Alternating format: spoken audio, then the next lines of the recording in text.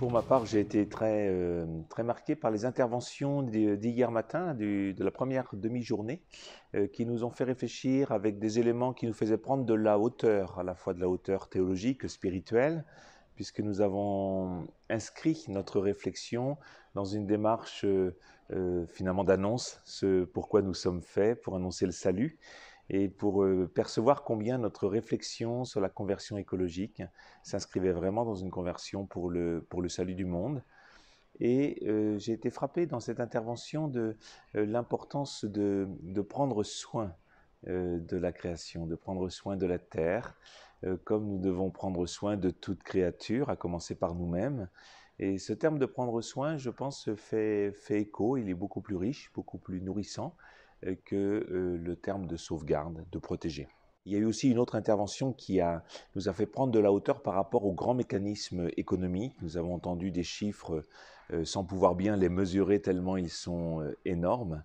Et peut-être que cela a d'autant plus marqué les interventions de l'après-midi, qui étaient des témoignages très localisés, des personnes qui s'engageaient très concrètement dans leur entreprise, dans leur univers, pour pouvoir transformer. Et c'est peut-être cela, moi, qui me touche au terme de cette journée et demie, c'est de repartir avec de l'espérance. Nous sommes souvent devant des défis immenses qui pourraient nous décourager. Et nous avons à nous donner de l'espérance les uns aux autres, à nous encourager. Et nous avons une véritable force, je pense, de transformation dans notre Église, dans chacun de nos diocèses.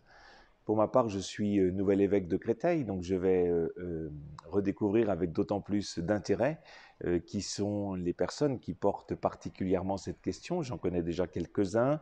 Nous allons nous revoir très prochainement pour pouvoir reprendre le contenu de cette session et puis sans doute voir ensemble comment nous pouvons activer, par quel levier nous pouvons activer une réflexion diocésaine qui nous fasse entrer dans une annonce renouvelée du salut, dans la mission, par cet intérêt porté à la terre et cette responsabilité d'en prendre soin.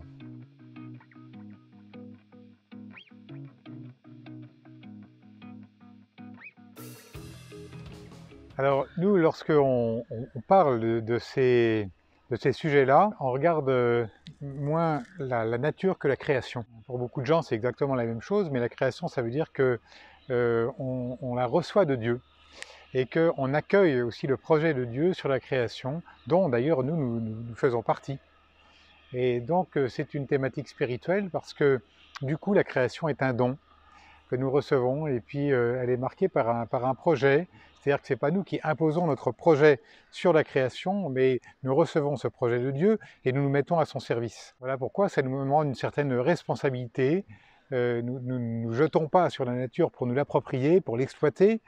Elle n'est pas non plus simplement une sorte de parc à conserver de la main de l'homme, mais la responsabilité, c'est d'accueillir le projet de Dieu, de voir comment Dieu se révèle à travers la nature, et puis comment est-ce que eh bien, nous, responsables de la nature, nous la cultivons, nous en prenons soin comme un jardinier, nous en découvrons les potentialités, et du coup, nous en découvrons aussi la fécondité. La responsabilité de l'homme, c'est justement, et la question de l'empreinte, c'est ça, c'est comment est-ce que je me situe par rapport à la nature, et comment est-ce que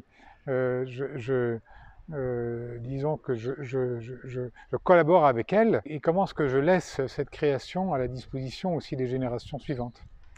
Moi, je dirais pour nous chrétiens, d'abord la question écologique, c'est un lieu de rencontre avec un certain nombre de personnes qui ne partagent pas forcément notre foi, mais qui ont un vrai souci de la question écologique et de sauvegarder la planète, la maison commune, comme dit le pape François. Donc oui, de ce point de vue-là, l'écologie, c'est un lieu de rencontre, de débat, d'action commune.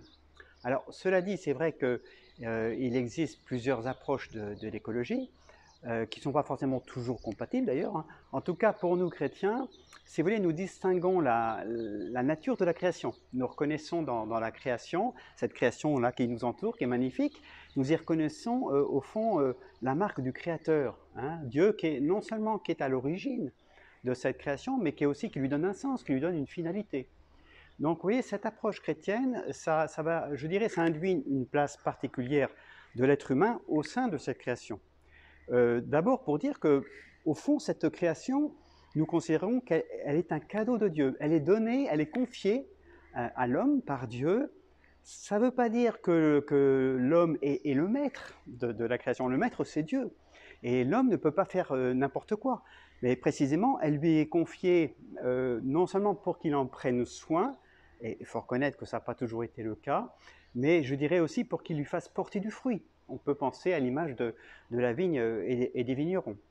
Et puis l'autre aspect de cette place particulière de l'homme, c'est de dire, mais pour nous, oui, l'être humain, il fait partie de la création, mais il n'est pas une créature au même titre que les autres. Si vous voulez, il a un statut différent, il a une dignité supérieure. L'homme et la vie de l'homme vaut plus que tous les oiseaux du monde, dira Jésus. Et donc, ça veut dire que pour nous, chrétiens, on ne peut pas séparer la question écologique de la question sociale ou des questions éthiques comme celle du respect de la vie, si vous voulez. C'est ce qu'on appelle l'écologie intégrale. Donc, voilà, je dirais finalement, nous sommes invités en tant que chrétiens à poser un regard de contemplation sur la création. D'abord, comme je le disais, pour y reconnaître un don de Dieu, un cadeau de Dieu, et pour rendre grâce pour la beauté de cette création, mais aussi pour y reconnaître au fond le lieu où se réalise, où s'accomplit l'œuvre de salut de Dieu.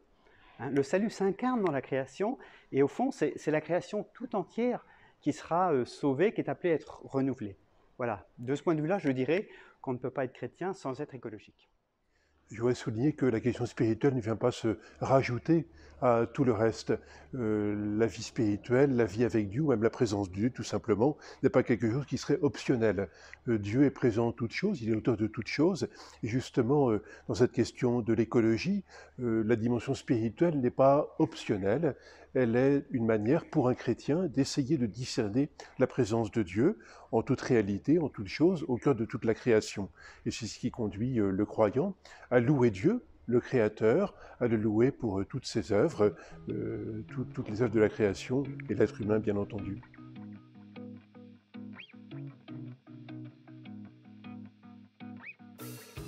Je crois qu'il faut commencer par les petits bouts, c'est-à-dire par des petites initiatives, que ce soit dans les familles, que ce soit personnellement, que ce soit dans un diocèse. Nous, c'est comme ça que nous essayons de faire dans le diocèse de Tarbes-et-Lourdes, parce qu'on peut faire des conférences, évidemment. Bon, disons, ça nourrit l'esprit, l'intelligence, l'âme, mais ensuite, on peut commencer par des petites initiatives. Et ces initiatives, souvent, elles nous mettent en relation les uns avec les autres. N'oublions pas que la création, c'est aussi la maison commune. C'est ce que dit le pape, c'est ce que rappelle le pape, c'est-à-dire que nous sommes aussi en interaction les uns avec les autres, nous sommes responsables de la maison que nous habitons tous ensemble. Et du coup, nous, on a fait l'expérience de cela, qu'à partir de petits projets, de petites initiatives, du coup, on est mis en relation avec des personnes qu'on ne connaissait pas, on les recherche, on demande des conseils, et on avance ensemble. Y compris avec des gens d'ailleurs qui n'ont pas la foi chrétienne, qui n'ont pas la foi catholique, mais on peut échanger profondément sur nos convictions. Nous, on a fait l'expérience, moi j'en ai fait l'expérience, et je trouve que du coup, on n'est pas comme, disons, l'un qui apprend à l'autre forcément, mais ensemble on avance et on échange des convictions sur notre rapport à la terre, sur notre rapport à la création, qui nous font avancer.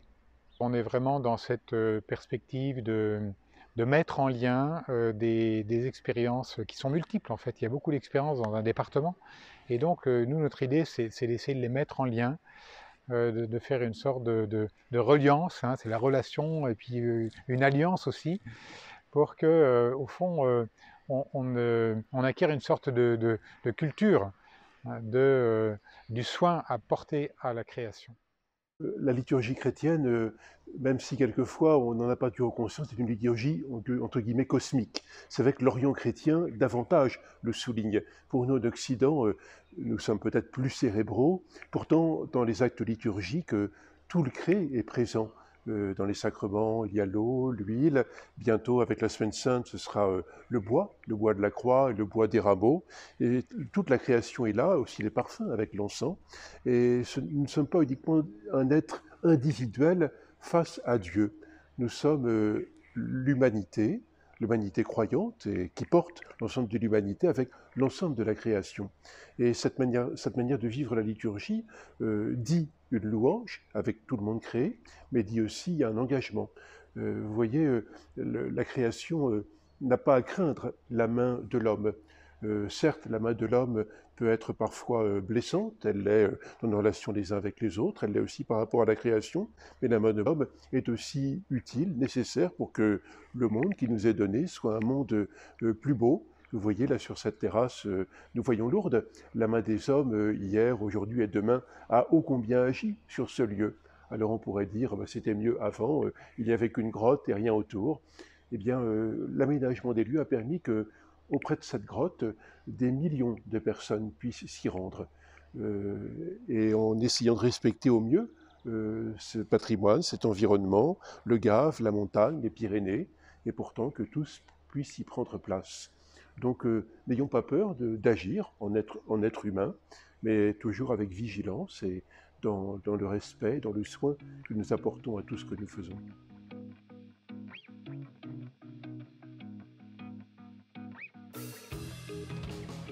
Nous sommes en partie donc aussi attelés à la tâche de réfléchir sur l'écologie humaine intégrale, et donc pour la troisième fois nous avons eu des invités deux par diocèse, et en ce qui me concerne, j'ai invité cette fois-ci un éleveur de volailles dans le village de François, qui s'est mis à la place de Sainte-Marie du Désert, les moines ont quitté ce lieu, et donc c'est un village de François, la vocation justement de mettre en valeur ce patrimoine local, et puis à recevoir des gens en difficulté de certaine manière.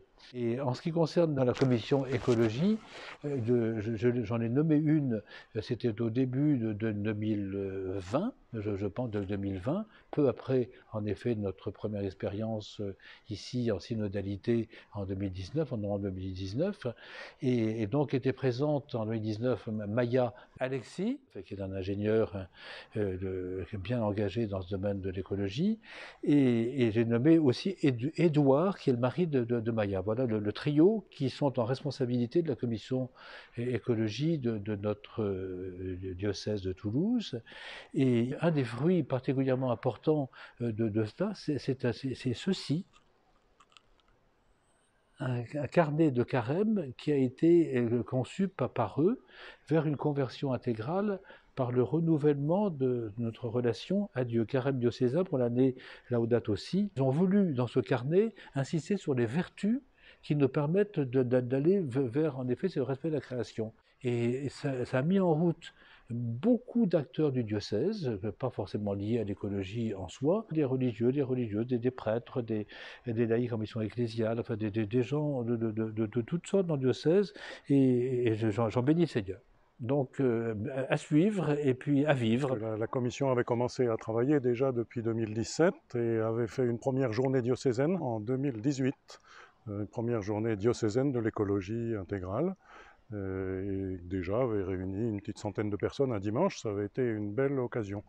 Ça a été bien relancé évidemment par l'Assemblée de 2019, à laquelle participaient 2 personnes comme c'était prévu. Une personne qui est fort engagée personnellement sur les questions d'écologie depuis longtemps et qui est dans les Flandres, dans le rural du diocèse, et un jeune, Benjamin, qui est maintenant tout à fait membre de cette commission aussi, et qui est par ailleurs animateur en pastoral dans un collège de l'enseignement catholique et qui a été pendant plusieurs années dans l'équipe diocésaine de la pastorale des jeunes. Voilà. Et donc ça a été une belle occasion parce que ça a permis à cette équipe de donner l'idée de faire un conseil diocésain pastoral l'année suivante, en 2020, sur la question de l'écologie. L'assemblée du conseil presbytéral dans le diocèse de Lille, c'est une grande assemblée de 120 à 150 personnes. Et ces 150 personnes ont apporté un certain nombre d'idées dont j'ai retenu une dizaine que nous avons publiées ensuite pour en faire un petit peu un appel aux chrétiens du diocèse. Les mesures qui étaient proposées, vous les voyez sur ce tableau que je vais présenter.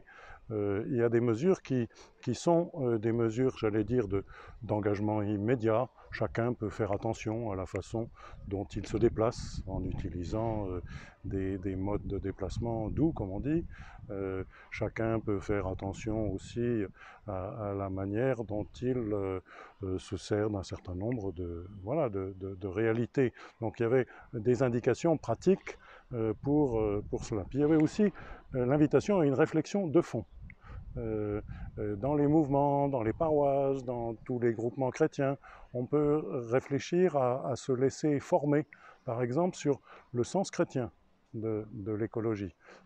Qu'est-ce que nous avons, nous, comme chrétiens, à proposer comme réflexion sur l'écologie, c'est-à-dire est-ce que nous voulons simplement faire en sorte que notre cadre de vie soit bien préservé pour une vie, comment dire, de bien-être, voilà. Ou est-ce que, et c'est évidemment davantage notre point de vue, est-ce que nous voulons servir la création qui est un don de Dieu? Et cela, c'est évidemment autre chose. Se laisser former aussi à une spiritualité de l'écologie. Voilà les propositions, les types de propositions que nous avions fait à la suite de ce conseil diocésain pastoral. Depuis ce moment-là, de conseil diocésain pastoral, un certain nombre de paroisses, 3 maisons diocésaines et puis aussi des mouvements se sont inscrits à la démarche du label Église verte. L'équipe diocésaine, enfin, elle s'est donné un peu quelques objectifs de travail. Alors, elle est maintenant de 7 ou 8 personnes. Il y a quelqu'un qui représente la direction diocésaine de l'enseignement catholique, par exemple. D'abord, l'enseignement catholique représente dans le diocèse de Lille une réalité très importante, de 300 établissements et de 110 000 élèves, sans compter l'enseignement catholique supérieur, l'université catholique de Lille, 35 000 étudiants. Et donc, d'abord, c'est une force. Deuxièmement, c'est, j'allais dire, une interface entre l'action que l'Église veut développer et les familles et l'engagement des personnes dans leur quotidien, dans leur vie sociale, dans leur vie professionnelle, dans la vie des quartiers, mais aussi dans la vie des entreprises. Donc il y a là un ensemble important de personnes qui peuvent changer et faire changer un peu de mentalité notre époque et nos contemporains. Et donc ce travail de l'équipe, c'est de constituer des réseaux. Quand j'ai évoqué les paroisses, les maisons diocésaines, les mouvements, etc. Constituer des réseaux de gens intéressés par cela et essayer d'une part de les développer, ces réseaux, parce que si tout le monde n'est pas intéressé aujourd'hui, on peut espérer que ça va se développer. Et puis d'autre part, faire en sorte que ces réseaux puissent, comment dire, se former mieux, comme je le disais à l'instant, et puis aussi faire des propositions à l'intérieur du réseau pour améliorer le souci écologique qui traverse, je crois, le message que le pape nous a délivré, qui traverse le message de toute l'Église. Je crois qu'en agissant de la sorte, l'Église est capable de montrer qu'elle sert le bien commun.